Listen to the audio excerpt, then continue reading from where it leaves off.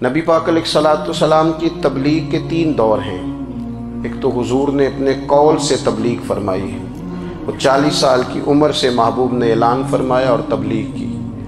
اور ایک نبی پاک صلی اللہ تعالیٰ علیہ وسلم بالواسطہ حضور کی تبلیغ ہے جو آج تک جاری ہے۔ امت کے علماء، مشائخ، مبلغین حضور کے دین کو آگے پھیلا رہے ہیں، تو دراصل یہ بھی تبلیغ رسول پاک علیہ السلام ہی کی تبلیغ۔ اور ایک حضور کی تبلیغ کا دور ہے، حضور کی پیدائش سے لے کر ولادت مبارکہ سے لے کر حضور علیہ السلام کے اعلان نبوت تک۔ اس دوران نبی پاک نے جو تبلیغ فرمائی ہے وہ اپنے کردار سے فرمائی ہے۔ عرب کا وہ معاشرہ جو بڑا میلا کچیلا گدلا ہو چکا تھا، جس کے اندر سراسر مادہ پرستی کا زور تھا، جس کے اندر لوگ انسانوں کی خرید و فروخت کرتے تھے، جس کے اندر بیٹیوں کو زندہ دفن کر دیتے تھے، جس کے اندر جو آدمی جتنا زیادہ مضبوط ہوتا تھا اتنا زیادہ لٹیرا بن جاتا تھا، اس معاشرے کے اندر رسول کریم علیہ السلام نے 40 سال گزارے، اور اس طرح گزارے کہ جو بیگانے بھی تھے وہ بھی کہا کرتے تھے یہ صادق ہیں، یہ امین ہیں۔ اور جب حضور نے اعلان نبوت کیا تو فرمایا، یہ قرآن مجید کے لفظ ہے، فرمایا فَقَدْ لَبِثْتُ فِيكُمْ عُمَرًا مِّن قَبْلِهِ أَفَلَا تَعْقِلُونَ، میں تمہارے بیچ عمر کا ایک حصہ گزار چکا ہوں، تمہیں عقل نہیں ہے، شعور نہیں ہے۔ نبی کریم علیہ السلام نے اپنے کردار کو، اپنے عمل کو اپنی نبوت کی دلیل کے طور پر بیان فرمایا۔ وہ تو حضرت حلیمہ بھی فرماتی ہیں نا، جب میں نبی کریم علیہ السلام کو اپنے گھر لے گئی تو میرا اپنا بچہ بھی دودھ پیتا تھا، 2 میرے بیٹے ہو گئے، ایک میری یہ نسبی اولاد اور حضور میری رضائی اولاد۔ تو کہتی ہیں جب میں کریم محبوب علیہ السلام کو اپنے سینے سے لگاتی تھی تو حضور میرے ایک پستان سے دودھ پیتے تھے اور دوسرا اپنے بھائی کے لیے چھوڑ دیا کرتے تھے۔ یہاں سے رسول کریم علیہ السلام نے کردار کے ذریعے تبلیغ، اور پھر اعلان نبوت سے پہلے ایک تنظیم عرب کے جوانوں پر، عرب کے سرداروں پر مشتمل بنائی گئی، جس میں نبی کریم علیہ السلام نے بڑا حصہ لیا سرکار نے، اور بڑے اہم لوگوں کو شعور حضور نے عطا فرمائے۔ وہ اس جماعت کا فیصلہ تھا کہ ہم سارے جوان، سارے بڑے لوگ ملیں گے، یہ حضور کے اعلان نبوت سے پہلے کی بات ہے، ہم بڑے لوگ ملیں گے، کسی بڑے کو کسی چھوٹے پر ظلم نہیں کرنے دیں گے، کسی آدمی کو کسی غریب کا حق نہیں کھانے دیں گے۔ حضور علیہ السلام نے نا اپنے کردار سے، اپنے عمل سے، اور آپ کا جو عمل ہوتا ہے نا وہ اصل ہوتا ہے، ایک ہوتا ہے آپ کوئی بات کرتے ہیں اور ایک ہوتا ہے کہ آپ کوئی عمل کرتے ہیں۔ آپ جب عمل کرتے ہیں تو عمل کے ذریعے بھی لوگوں تک بات پہنچتی ہے کہ دراصل آپ کا اٹھنا بیٹھنا چلنا پھرنا کیا ہے۔ میرے رسول کریم علیہ السلام کا اٹھنا بھی ایک نبی کا، بیٹھنا بھی ایک نبی کا، بات کرنا بھی ایک نبی کا، معاملات زندگی کرنا بھی ایک نبی کا، لین دین کرنا بھی ایک نبی کا۔ ایک شخص کہتے ہیں میں نے اعلان نبوت سے پہلے حضور علیہ السلام سے کوئی چیز خریدی تھی، اور میں نے عرض کیا تھا آپ یہاں تشریف رکھیں، میں پیسے لے کے آتا ہوں، میں 3 دن کے بعد آیا۔ دیکھو یہ بات کرنی کتنی آسان ہے، بولنی کتنی آسان ہے، پر 3 دن یہاں میرے بھائی کو کسی شخص کو 2 گھنٹے انتظار کرنا پڑ جائے تو لوگ کہتے ہیں الانتظار اشد من القتل، یہ تو قتل سے زیادہ تکلیف والا معاملہ ہے منتظر رہنا کسی کا۔ کہتے 3 دن کے بعد میں آیا تو میرے رسول کریم وہیں تشریف فرمایا، بس اتنا فرمایا یار تم نے مجھے بڑی تکلیف میں ڈال دیا، 3 دن ہو گئے یہاں رکے ہوئے۔ تو حضور نے اپنے کردار کو، اپنے عمل کو، اپنے معاملات کو سب سے پہلے اپنی نبوت کی دلیل کے طور پر پیش کیا۔ کسی نے کیا خوب کہا تھا کہ جو تیری جان کے دشمن ہیں وہ بھی کہتے ہیں، وہ جو تیری جان کے دشمن ہیں، بظاہر تو آئے ہیں نا ہجرت کی رات جان لینے، لیکن امانتیں حضور کے گھر میں رکھی ہوئی ہیں، امانتیں کاشانہ نور پہ پڑی ہیں۔ وہ جو تیری جان کے دشمن ہیں وہ بھی کہتے ہیں کہ امین تو ہے اور صداقت کی آبرو تو ہے، امین بھی تو ہے، صداقت کی آبرو تو ہے۔ تو پہلے کردار، پھر دوسری بات، اللہ تعالیٰ نے اپنے محبوب علیہ السلام کو اپنا مطلق نائب بنا کر، اپنا محبوب اعظم بنا کر ویسے ہی سارے انسانوں کے بارے میں کہا وَإِذْ قَالَ رَبُّكَ لِلْمَلَائِكَةِ إِنِّي جَاعِلٌ فِي الْأَرْضِ خلیفہ، میں زمین میں اپنا نائب بنانے والا ہوں۔ لیکن حضور علیہ السلام تو محبوب ہے نا، حضور کی نیابت تو محبوبیت کے درجے پر فائز ہے۔ تو رسول پاک کو رب کریم نے اس طرح کا بنا کے بھیجا کہ حضرت عبداللہ ابن رواحہ رضی اللہ تعالیٰ عنہ بیان فرماتے ہیں کہ اگر حضور کوئی معجزہ نہ بھی دکھاتے، نبی کریم علیہ السلام سے کوئی اعجاز لوگ نہ بھی دیکھتے، تو محبوب کا تو چہرہ ہی اس طرح کا تھا، لوگوں نے دیکھتے جانا تھا اور کلمہ پڑھتے جانا تھا۔ لیکن باوجود اس کے میرے رسول پاک کا اعجاز یہ ہے، کمال یہ ہے کہ حضور کبھی اشارہ کر دیں تو چاند 2 ٹکڑے ہو جائے، کبھی دعا مانگ دیں تو ڈوبا ہوا سورج واپس آ جائے، کبھی محبوب گزرنے لگے تو پتھر آپ پر سلام پڑے، کبھی حضور پہاڑ پر چڑھ جائیں تو پہاڑ وجد میں آ کر جھومنے لگے، محبوب کا کبھی نماز پڑھاتے ارادہ بن جائے تو اللہ تعالیٰ قبلے کا رخ ہی تبدیل فرما دے۔ کیا خوبصورت سوچ ہے اور کیا نظریہ دیتے ہیں بریلی کے امام۔ فرماتے ہیں اجابت کا جوڑا عنایت کا صحرا، دلہن بن کے نکلی دعائے محمد،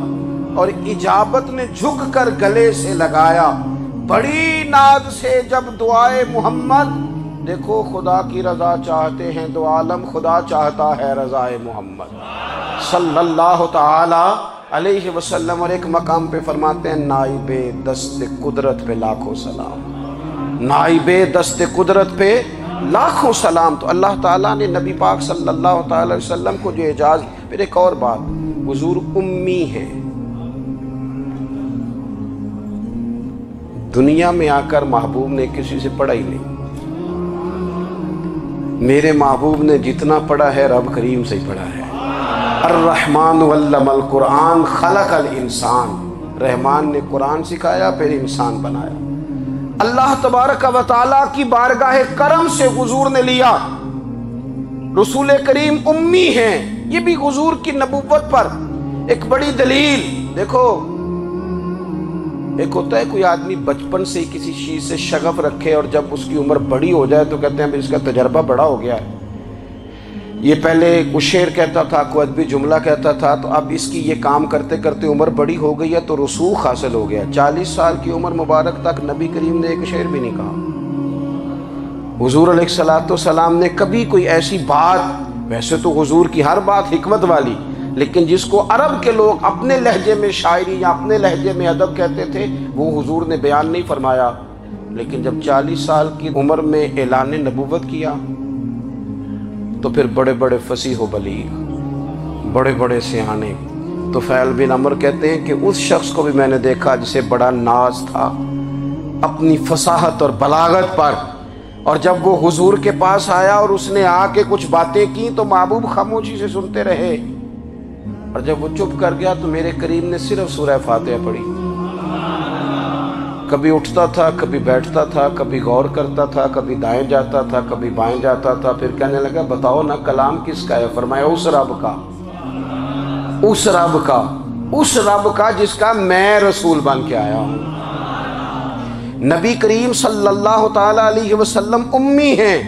لیکن حضور نے کائنات کے رازوں سے پردے ہٹا دیے، نبی کریم نے جینے کے سلیقے بتا دیے، حضور نے ہر شخص کو اس کے مقصد حیات سے آگاہ کر دیا۔ نبی کریم علیہ السلام نے وہ فلسفہ حیات بیان کیا کہ لوگوں کو صرف جینے میں ہی مزہ نہیں آیا، مرنے میں بھی مزہ آنے لگا۔ لوگ آگے بڑھ بڑھ کے جانیں پیش کرنے لگے، اپنی اولادیں قربان کر، جو فلسفیوں سے کھل نہ سکا اور نکتہ وروں سے حل نہ ہوا، وہ راز ایک طیبہ والے نے بتلا دیا چند اشاروں میں۔ محبوب کریم امی ہیں، لیکن حضور نے اس طرح دنیا کو سکھایا، اس طرح دنیا کو پڑھایا، اس طرح حضور نے علم کے چراغ اور دیپ روشن کیے کہ قیامت تک جسے روشنی ملے گی نا، اسے صرف دروازہ مصطفیٰ سے ملے گی، اسے رسول کریم علیہ السلام کے در دولت سے ملے۔ کچھ لوگوں نے کہا کہ اپنے پاس سے آیات بنا کے لاتے، اپنے گھر میں بیٹھ کے دعوے کر لینا تو کوئی مشکل کام نہیں نہ ہوتا، سارے لوگ ہی کر لیتے ہیں۔ بلکہ وہ ہمارے ایک بزرگ کہا کرتے تھے خیالی پلاؤ پکائیے تے گھیو کدے بھی کٹ نہ پائیے۔ کیونکہ کون سا پیسوں کا ڈالنا ہے، زیادہ ڈالیں آپ اور زیادہ ڈالیں۔ بہت سارے لوگ ہیں آج بھی، کچھ لبرل ہیں بیچارے، کچھ دین بیزار طبقہ ہے، وہ کہتے ہیں جناب ہمیں تو جدید باتیں بتائیں، ہمیں تو نئے اسلوب کے مطابق لے کے چلیں، ہمیں تو او بھائی سن، میرے نبی پاک علیہ السلام نے فرمایا میرا قرآن کبھی پرانا نہیں ہوگا، اسے پڑھ کے دیکھ، اس کی جدت کا حسن دیکھ، یہ تو کھلا ہوا باغ ہے، تو ایک دفعہ اس کے قریب آئے گا تو خوشبو ملے گی، دوسری دفعہ آئے گا تو اس سے زیادہ تازی ملے گی، ایک دفعہ پھل کھائے گا تو مزیدار ہوگا اور دوسرا کھائے گا، ہو سکتا ہے شکل ملتی جلتی ہو لیکن ذائقہ بڑا نرالا ہوگا۔ تو تو صحیح نا، جب کچھ لوگوں نے کہا یہ خود سے بنا کے آیات لاتے ہیں تو فرمایا وَإِن كُنتُمْ فِي رَيْبٍ مِّمَّا نَزَّلْنَا عَلَىٰ عَبْدِنَا فَأْتُوا بِسُورَةٍ مِّن مِّثْلِهِ، اگر تمہیں کوئی شک ہے اس میں جو ہم نے اپنے بندہ خاص میں نازل کیا ہے تو تم بھی اس جیسی ایک آیت بنا کے لاؤ۔ اور چلو چیلنج کھلا ہی دے دیا، فرما وَادْعُوا شُهَدَاءَكُم مِّن دُونِ اللَّهِ،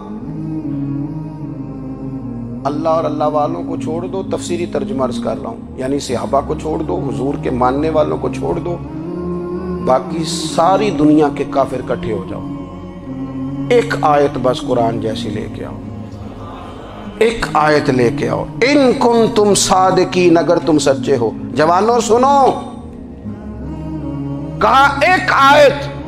اور یہ چیلنج آج تک قرآن مجید کا موجود ہے، آج تک وَإِن كُنتُمْ فِي رَيْبٍ مِّمَّا نَزَّلْنَا عَلَىٰ عَبْدِنَا فَأْتُوا بِسُورَةٍ مِّن مِّثْلِهِ، تم قرآن کے مقابلے کی ایک صورت لے کے آؤ اور سارے حمایتی اکٹھے کر لو اپنے، ان کنتم صادقین، اگر تم سچے ہو۔ جواب تو ادھر سے آنا تھا نا، لیکن کائنات کے رب نے جواب بھی خود دیا، فرمایا فَإِن لَّمْ تَفْعَلُوا وَلَن تَفْعَلُوا، اگر تم نہ لا سکے، اور فرمایا تم لا سکتے بھی نہیں، اگر تم نہ لا سکے اور تم لا سکتے بھی، نہ خنجر اٹھے گا نہ تلوار تم سے، یہ بازو میرے آزمائے ہوئے ہیں، وَلَن تَفْعَلُوا، تم لا بھی نہیں سکتے، فَاتَّقُوا النَّارَ الَّتِي وَقُودُهَا النَّاسُ وَالْحِجَارَةُ، پھر اس آگ سے ڈر جاؤ جس کا ایندھن آدمی اور پتھر ہے۔